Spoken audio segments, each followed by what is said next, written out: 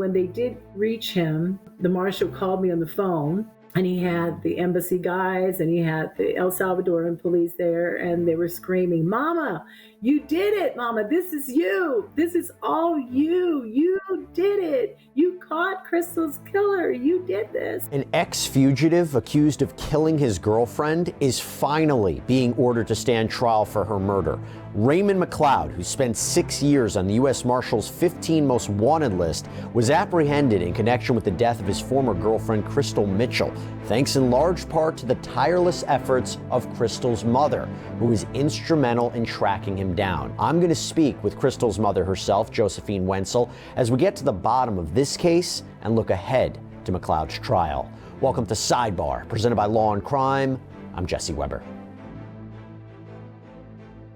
This is an incredibly heartbreaking case, and it involves a man who served his country, who fought as a U.S. Marine, and is now being ordered to stand trial accused of brutally strangling a mother to death, a woman that just had the terrible misfortune of crossing paths with him. I'm talking about 41-year-old Raymond R.J. McLeod. He is accused of strangling 30-year-old Krystal Mitchell on June 10th, 2016, and then he allegedly fled the country and remained on the lam until he was apprehended in El Salvador in 2022.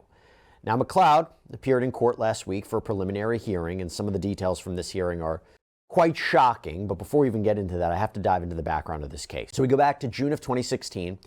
Krystal Mitchell was working as the property manager of an apartment complex in Phoenix, Arizona, when then 32-year-old bodybuilder and former Marine Raymond R.J. McLeod moved in. Shortly thereafter, the two began seeing each other, but McLeod, who was a father himself and appeared to just be a doting dad, apparently had a violent past that Krystal didn't have any idea about. That is until the two decided to take a trip to San Diego, and that would be the last trip that Krystal would ever go on. Because McLeod took Krystal to San Diego to visit a friend of his who had apparently just had a baby. They stayed in the guest room of the friend's home in the Allied Gardens neighborhood off of Mission Gorge Road.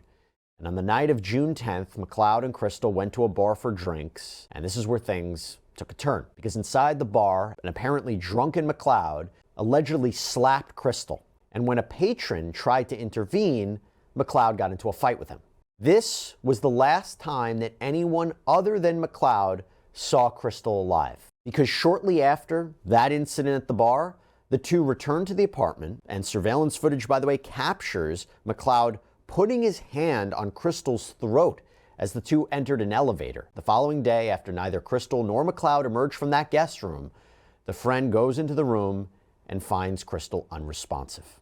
Calls 911, but by that time it was too late. She was declared dead. First responders noted signs that she had been brutally beaten and strangled to death, and they observed signs of a struggle. There was even a trail of blood that was observed from the elevator to the apartment door. After allegedly beating Krystal to death, McLeod apparently not only fled the scene, but detectives later learned he rented a car at the San Diego airport, called his ex-wife to tell her he wouldn't be able to make it to their son's birthday party, and days after the murder, authorities find McLeod's rental car abandoned more than 1,100 miles south of the border in Mexico, and it just seemed as if he had just vanished. And McLeod would spend the next 6 years on the run.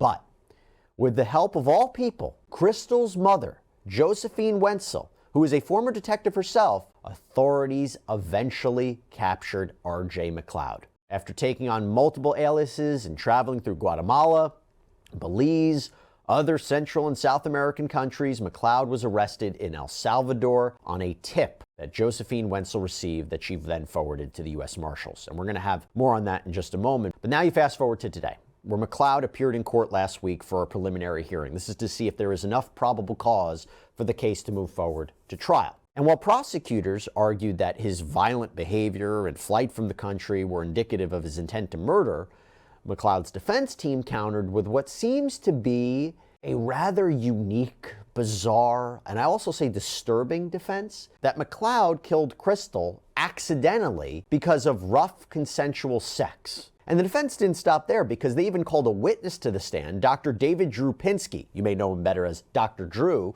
to testify about rough sex, the possibility that something like this could happen, and how someone could fall unconscious during an experience like this. Well, San Diego Superior Court Judge Kimberly Legata cited the injuries that Krystal had sustained and rejected the argument from the defense that her death was accidental, saying, quote, "It's the severity of the injuries. It's the force required to cause those injuries that negate accident." And in the end, Judge Legata found that there was sufficient probable cause, and Mr. McLeod is ordered to stand trial. He reportedly waived his right to a speedy trial, so we don't know exactly when that will happen.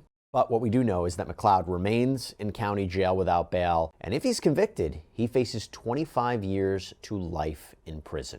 But to break all of this down, I want to bring in right now a very special guest, the person who helped capture McLeod, Krystal's mother, Josephine Wentzel, former detective and author of 2 books. They're titled The Chase in Hot Pursuit of My Daughter's Killer and The Capture, the riveting account of capturing my daughter's murderer. Josephine, thank you so much for coming on. Really appreciate it. I know you've been doing a lot of different media interviews. Talking about this can't be easy, so I really appreciate you doing this. And also, I have to say, I'm so sorry for the loss of your daughter, Krystal. I only read about her tangentially. I actually wanted to start by asking you a little bit more about Krystal and who she was. Krystal was a wonderful child growing up. She was funny. She was an animal lover. She was a very special little girl. I mean, you know, she made me run for my money.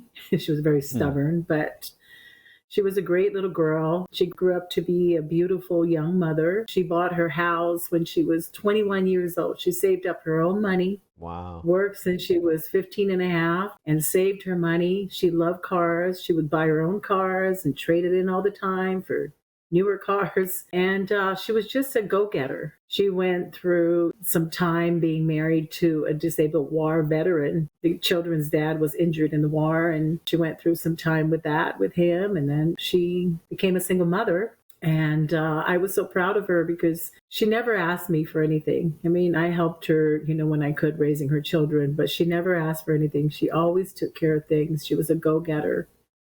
I miss her so much. She was somebody that, you know, made Mother's Day special, made my birthday special. I talked to her twice a day, at least, in the morning on the way to work and on the way home. She'd tell me how her day went, and we had a very close relationship. There was not anyone she's met that didn't love her. She was, you know, the light in the room, and all her relatives loved her. When she walked in, she was Krystal Mitchell, you know. She sounded I like miss her so much. I know, I can hear it, and she sounds such like such a beautiful and strong person. Do you remember the last conversation you had with her? Sadly, the last conversation I had, it was in text messages as she was on her way to San Diego with this monster. You know, I said to her, you know, I don't even know what this guy looks like. At least send me pictures, which was really ironic because those were the pictures that we used for the wanted posters. What did she say about him? You know, she just met him. And here, you know, the situation was, it wasn't all this lovey-dovey kind of situation, okay? This guy targeted her, in my opinion, my very strong opinion, knowing my daughter. This guy targeted her because she was a beautiful girl.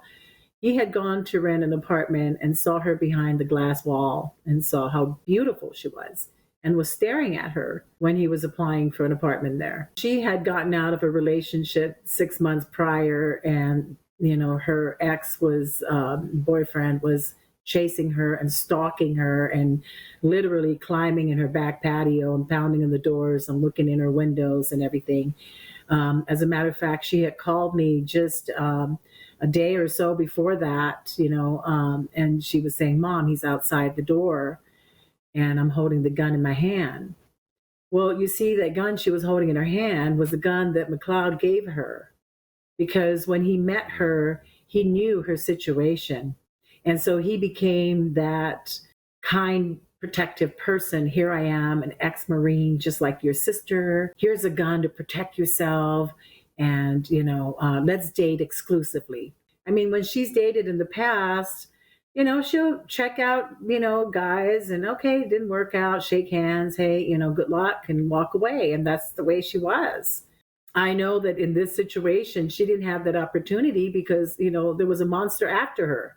And so here comes McLeod and pretend to be this doting dad that he wasn't, and this, hero Marine that he wasn't. And here's a gun. Let me protect you. And she ran right into his arms. That's what happened.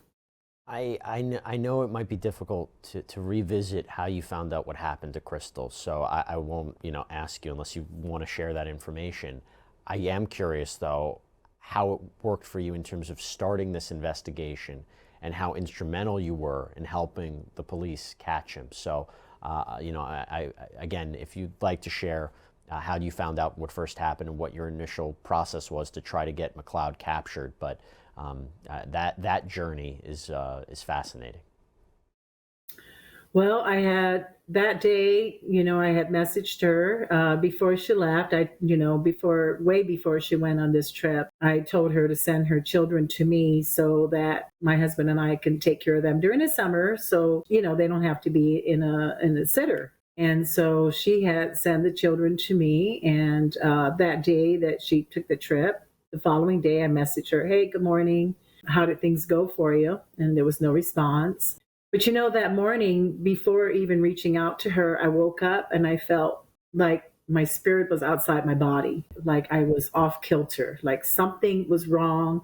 My universe was rocked and I didn't know what was wrong. It felt so bizarre that I called up some friends and I said, can you just pray for me? Because I don't know what's going on with me, but I just feel weird. I can't like explain it. Something's wrong and I don't know what. I didn't even think about my daughter at that moment, that something could have been wrong with her. I just didn't know what was going on.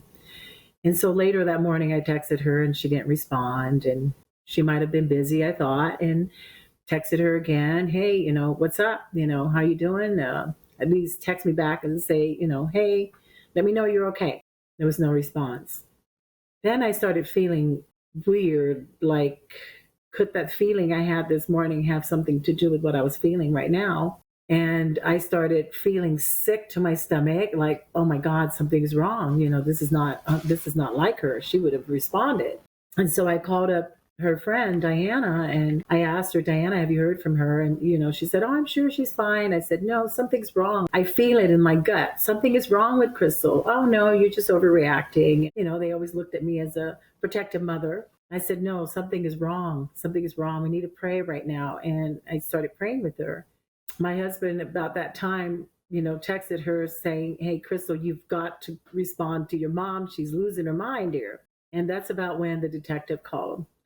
And my husband said, "There's a call coming in 619, which was San Diego." I knew something was wrong. I said, "Oh my God, oh my God." And when I heard him say, "This is her dad," and I saw his eyes drop to the floor, I knew. I just blocked my ears and started screaming.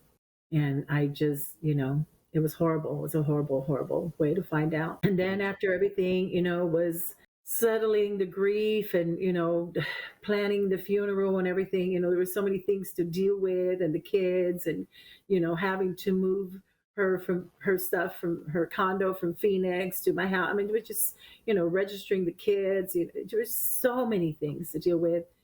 And, I just assumed that, the police, and I've been keeping in touch with the police every day, the detective Dobbs, how are things, any word, anything, nothing, nothing, nothing. And this went on for about 5 months.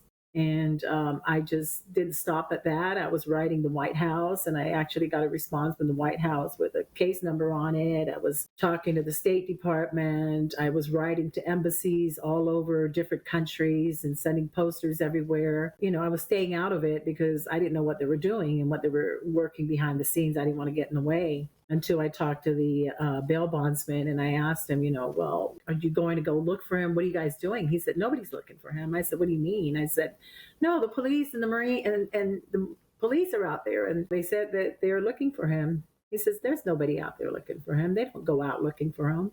And it was around that time when the Marshals got involved, because he was seen leaving Mexico and going into Belize. And that's when I took the bull by the horn and said, "No, I'm going to be boots on the ground and I'm going to follow through."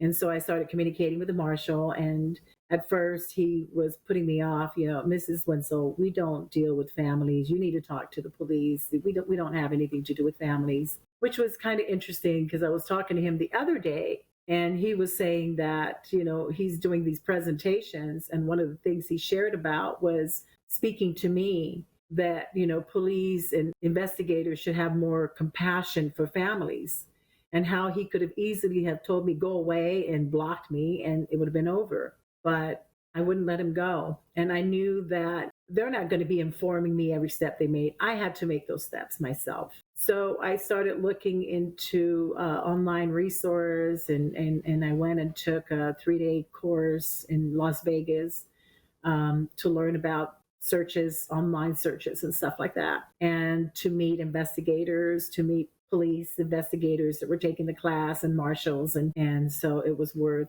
paying a couple $1,000s to do that. I had to find this guy and I had to navigate through the internet, and I didn't know how.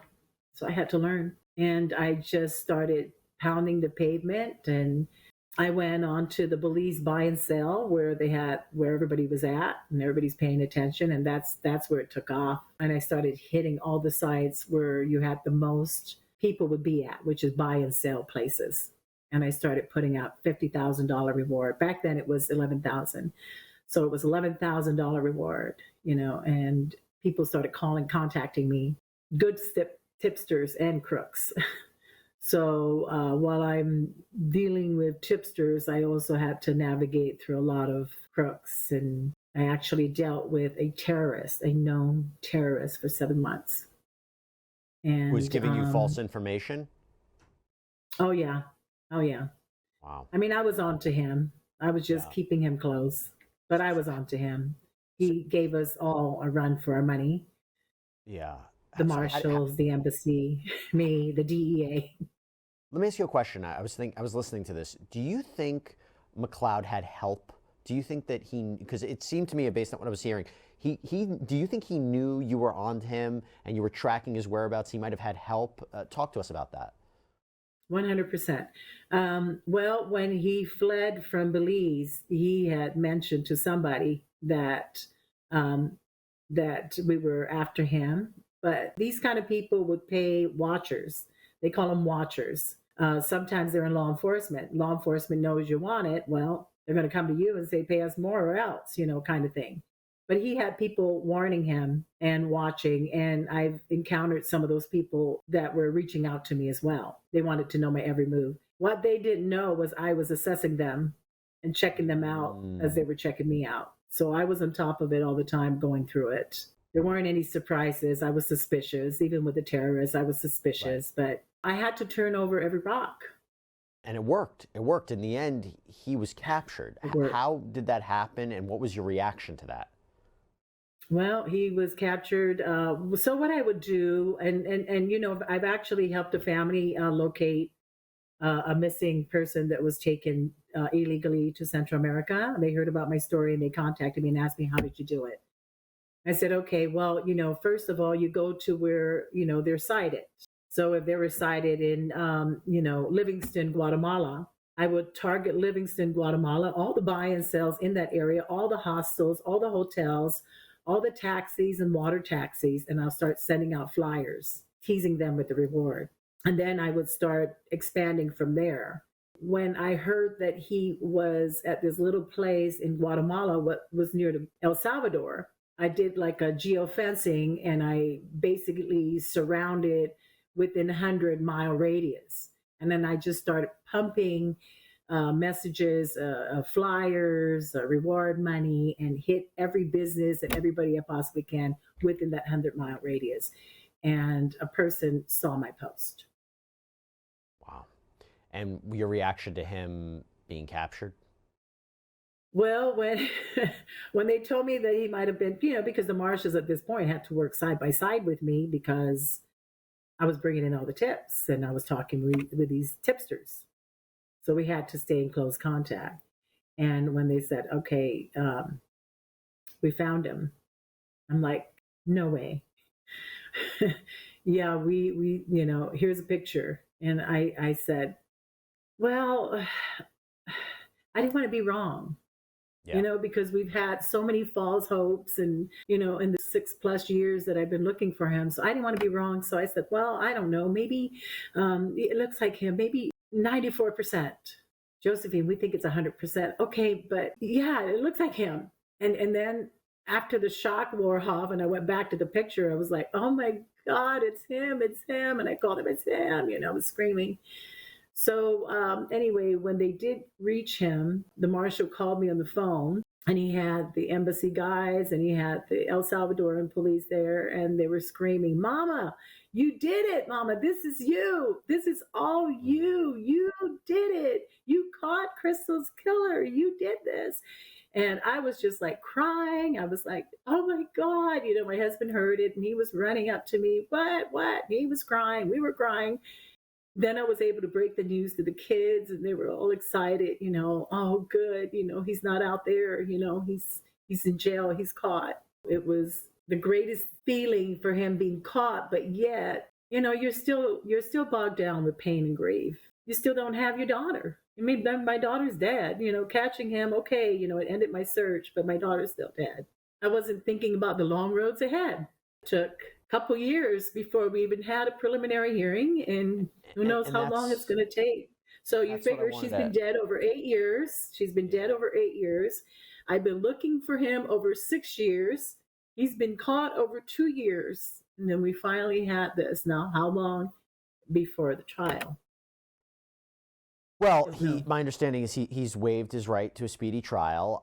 There was a preliminary hearing. I understand that you attended that, and you kind of got a sense of where the defense is going. I imagine that was a very difficult day.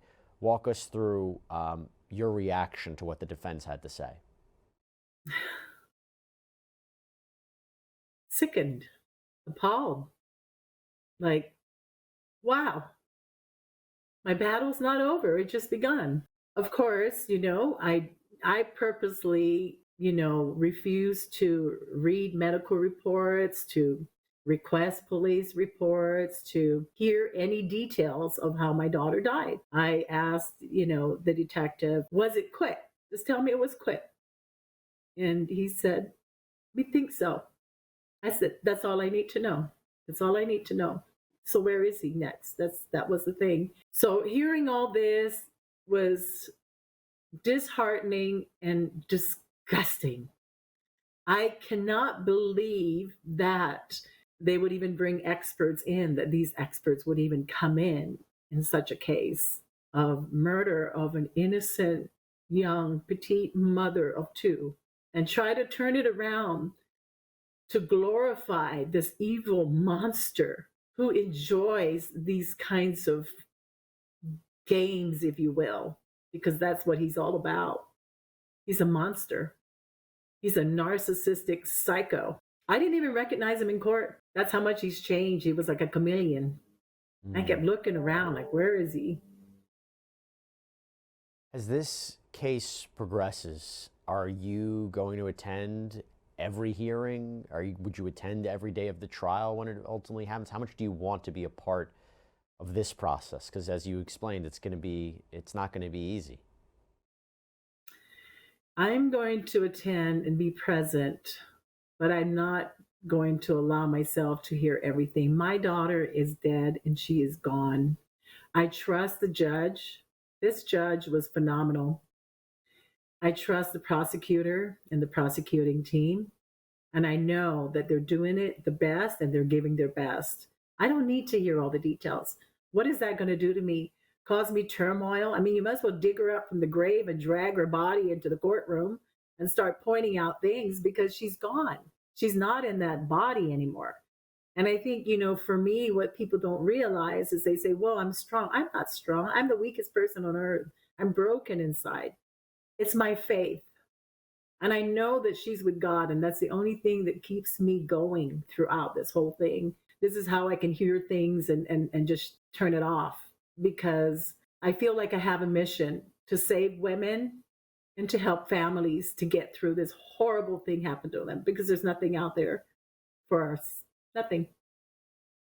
Can you talk to us about that? You are a fighter. You are strong. You wrote 2 books detailing what this case was about. My understanding is you're advocating for people to not be in the same situation, or to fight for the women who aren't heard from. Talk to us about the work that you're doing, and what you're hoping the message is from the books that you've written. Well, okay. So during the process of the search, I've rescued 2 women, 2 young girls. One of them was actually being prepped for sex trafficking. The other one was presumed, dead when they found her stuff. I've also helped save a family from being kidnapped and murdered in Central America, an American family. And I just realized, because the marshal had said to me, Josephine, you're not normal. And families are not like you, and most of them don't even know what to do. And that's when I realized, because even for myself, there was nothing for me, nothing to tell me what to do next. What am I to expect? What should I expect? What can I say? What can I not say? And what do I do if the police just says, oh, well, sorry, can't talk to you. We've done our best. Since there was really nothing out there, I thought I should be that. And I decided to start, I created Angels of Justice, and I went out to start helping families navigate through the system, not necessarily solve their cases, but in some cases it could be, because some of these cases are old and there's new DNA testing and stuff. So I could teach them I actually taught classes at the Parents of Murdered Children's yearly conference on how to keep your case alive, or how to revive your case. And I believe that the healing is in the fight, and I tell these families to turn their pain into power. So I don't like to do the work for them. I want them to do the work for themselves, because then they know that they have done everything, or they're doing everything possible for their child. And that is healing in itself, even though their cases are unsolved, the person is not found, the body's not located, unknown suspect. They know they're doing everything possible. And that's where I come in with Angels of Justice. We advocate for families.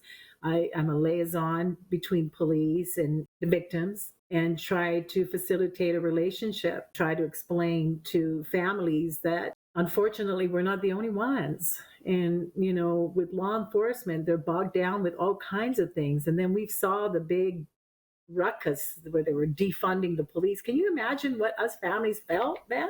I'm looking for a murderer using my own money. Families are out there with cases unsolved, and everybody wanted, granted, it was a misunderstanding of what that meant, defund the police, but we were like, we need more officers, we need more detectives, we need cold case units. Well, I think what a lot of people need are more Josephine Wentzels. That's what they need. I think you're doing incredible work. I know you said that you feel the weakest person on the planet because you're broken, but after hearing your story and getting a chance to speak to you, I will tell you, I know the point you were making, but let me just re-emphasize this. You are incredibly strong. I can't tell you how remarkable it is, the work that you did to get McLeod captured. And I think that your message and the work that you're doing is going to help and affect a lot of people moving forward. So, Josephine, I just want to say I'm so sorry for your loss. Again, Krystal seemed like such an amazing, beautiful person, but I think you're doing really important work right now. Really appreciate you coming here on Sidebar to talk to us a little bit more about it. And from all of us, we're just wishing you and the family all the best as you move forward through this next part of the process. Thank you so much, and thank you for helping spread her story. All right, everybody, that's all we have for you right now here on Sidebar. Thank you so much for joining us. And as always, please subscribe on Apple Podcasts, Spotify, YouTube, wherever you get your podcasts. I'm Jesse Weber. I'll speak to you next time.